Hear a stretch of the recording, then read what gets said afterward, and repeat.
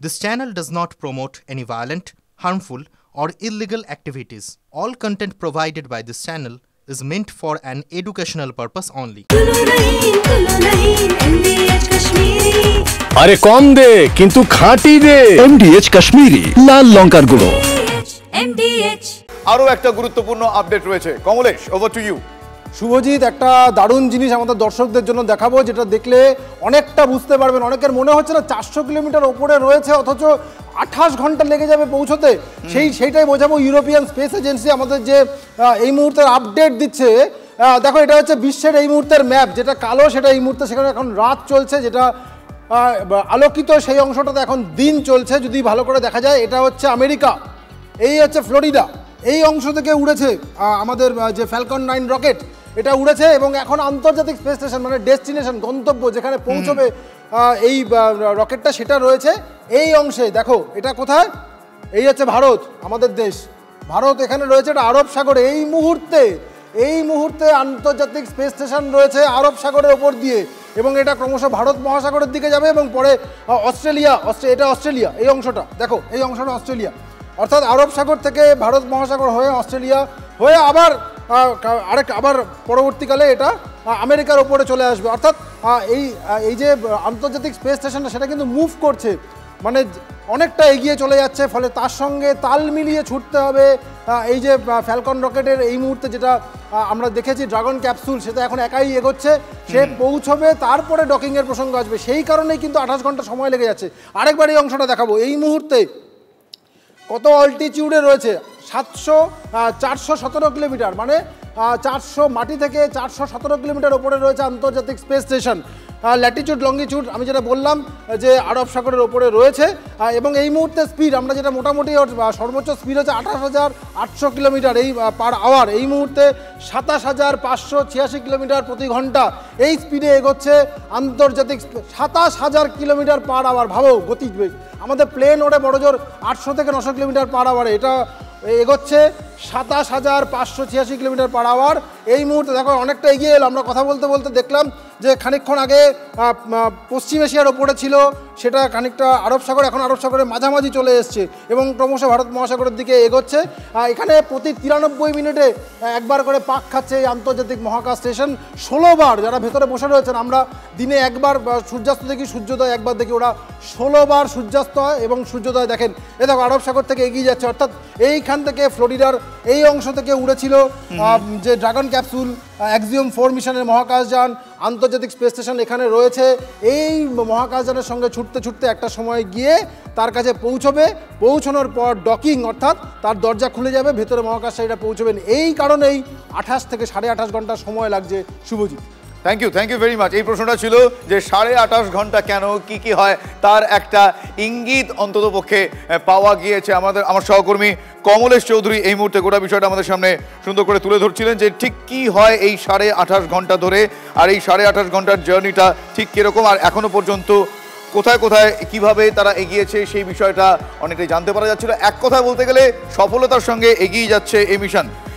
Positional অ্যাস্ট্রোনমির in charge Debapriya রায় এই মুহূর্তে আমাদের সঙ্গে রয়েছেন। দেবপ্রিয়, আমার সহকর্মী কমলেশ এই মুহূর্তে দেখাচ্ছিলেন পুরো বিষয়টা যে কিভাবে এই 28.5 ঘন্টা কিভাবে মুভমেন্ট হবে, এখনো অব্দি কোথায় পজিশন, আপনার অবজারভেশন কি এখনো পর্যন্ত?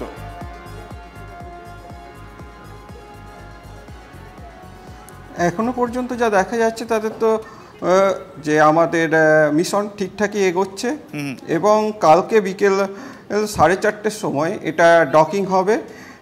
ডকিং হওয়ার পর যে অ্যাস্ট্রোনটস তারা ভেতরে যাবেন এবং বিভিন্ন ধরনের যে এক্সপেরিমেন্ট আছে ইসরোর তরফ থেকে যে সমস্ত এক্সপেরিমেন্ট করা হবে সেগুলো করবেন। তো এখন পর্যন্ত যেটুকু দেখা যাচ্ছে তাতে মিশন খুব ঠিকঠাকভাবে এগোচ্ছে। বেশ, দেবপ্রিয়বাবু, আরও একটা বিষয় আমি জানতে চাইবো যে বেশ কিছু বিষয় নিয়ে একটা প্রশ্ন হচ্ছে, মানে ডকিং এর টাইম এক্স্যাক্টলি এখনো পর্যন্ত যা সিচুয়েশন সেই অনুযায়ী টেন্টেটিভলি আমরা বলবো ঠিক কোন সময়টা, মানে কখন ডকিংটা এক্স্যাক্টলি হতে পারে এখনো পর্যন্ত যা আপনি অবজার্ভ করলেন, একটু আমাদের আরো একবার বলবেন? আর ডকিং যে মানে এখন পর্যন্ত যা দেখা যাচ্ছে, কালকে বিকেল 4:30 ডকিং হওয়ার সম্ভাবনা আছে, টেন্টেটিভ সময়। বেশ, এখনো পর্যন্ত যা সিচুয়েশন, আগামীকাল বিকেল 4:30 যা আগেও জানা যাচ্ছিল সেইটা এখনো পর্যন্ত যা পজিশন, এখনো পর্যন্ত যেভাবে মুভমেন্ট হচ্ছে, এখনো পর্যন্ত যা যা প্রত্যেকটা মুহূর্তের আপডেট আসছে, তাতে জানা যাচ্ছে আগামীকাল ঠিক 4:30 বিকেল 4:30 ভারতীয় সময় বিকেল 4:30 ডকিং হবে। আমি আরও একবার যাব সঞ্জীব সেনের কাছে, প্রাক্তন ডিরেক্টর পজিশনাল অ্যাস্ট্রোনমি।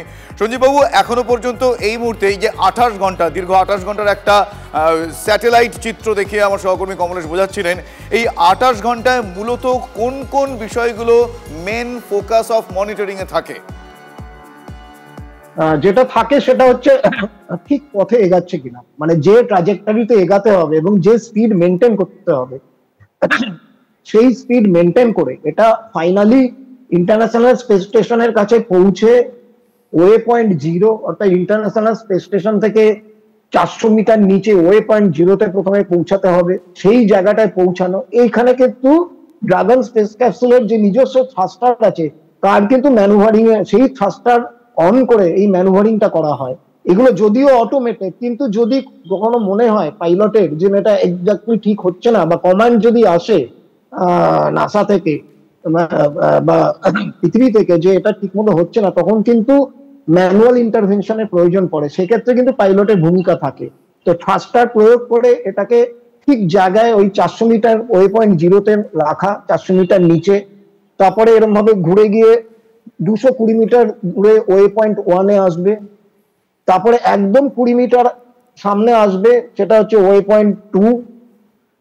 এইখান থেকে তারপরে আস্তে আস্তে আস্তে আস্তে আস্তে আস্তে ডকিং, ওই সফট ক্যাপচার রিং বেরোবে যেটা আমি আগে বলছিলাম, তারপরে হার্ড ক্যাপচার হবে। হার্ড ক্যাপচার হয়ে ল্যাচ গুলো 12টা ল্যাচ আছে এরকম ভাবে ঘুরে টাইট হয়ে ফিক্স হয়ে যাবে। আপাতত আপনাকে ধন্যবাদ জানাই। ফলে এক কথায় বলতে গেলে এই মুহূর্তে যে মহেন্দ্রক্ষণের অপেক্ষা ছিল সে অপেক্ষার অবসান, অবশেষে সফলতার সঙ্গে এগিয়ে চলেছেন শুভাংশু শুক্লারা। MDH চানা মশলা, এখন ছোলা হোক বা বরবটি দানা, সাদা চানা হোক বা কালো, সব রান্নাই হবে অসাধারণ। MDH